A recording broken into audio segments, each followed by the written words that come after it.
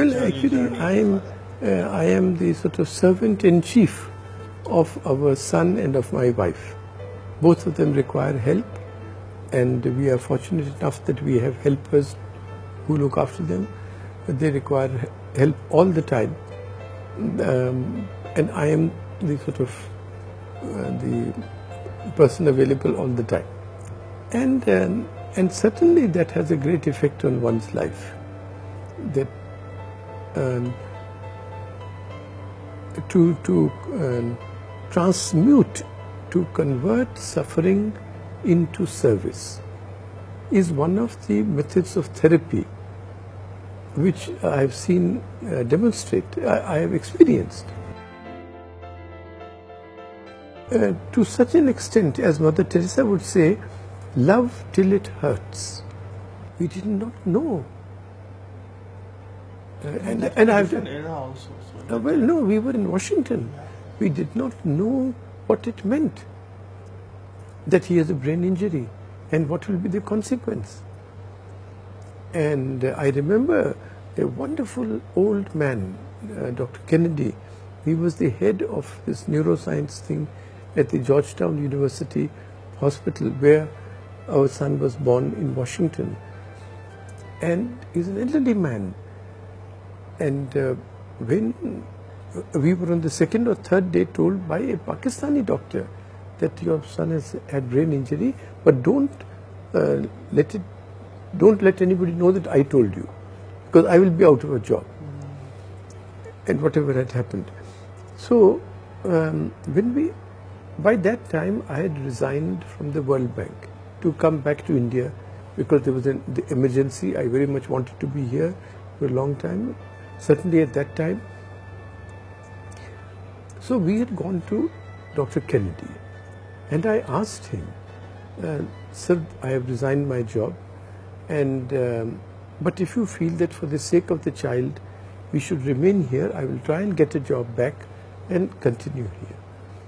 And he gave us advice which was among the most precious pieces of advice I received in my life. He said, you know, young man, I have not been to your country, but I hear that your families are very close, and it is that net of love and security which this child will require as he grows up. And that turned out to be the case. This was our parents' house. We lived with them. My mother-in-law gave up her own entire life and came and stayed with us for 25 years. And it was only because of them that we survived.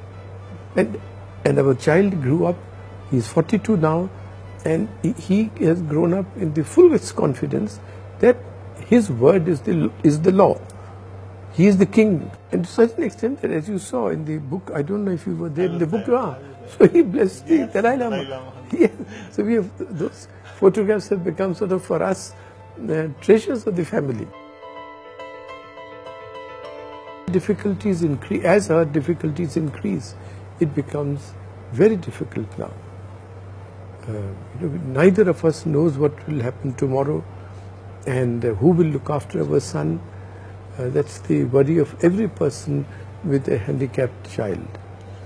And I may die tomorrow, and then Anita will require 24 hours help to look after herself and our son. And today she cannot sign a check. So we've had to set up a trust so that her sisters and her brother and Mrs. Bimal Jalan, her closest friend, they can then operate all our savings on behalf of my wife and their child. So these special problems are arising now as we age. Life, his difficulties certainly endow one with a sense of proportion. Supposing somebody abuses me on this damn fool Twitter or social network, how does it matter? Supposing I'm dismissed from my job in the Indian Express and I feel that my tongue has been pulled away, but I see my son, he can't even speak. So I get a sense of proportion. I think one is to serve them unconditionally. Do not sit. Service must be non-judgmental, because the mind gives us so many reasons for not serving. So you should recognize them, that they are excuses which the mind is manufacturing.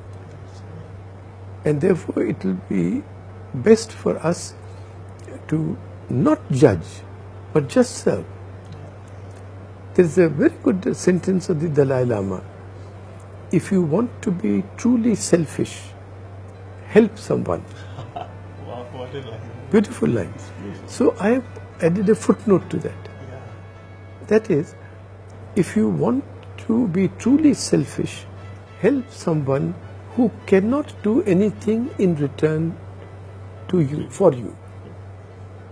You see, if you help some big fellow, some businessman or prime minister or some fellow, but when you serve a child who cannot do anything for you, or when you give an anonymous donation, then there is no way when you can expect anything in return. Then service has truly a therapeutic effect.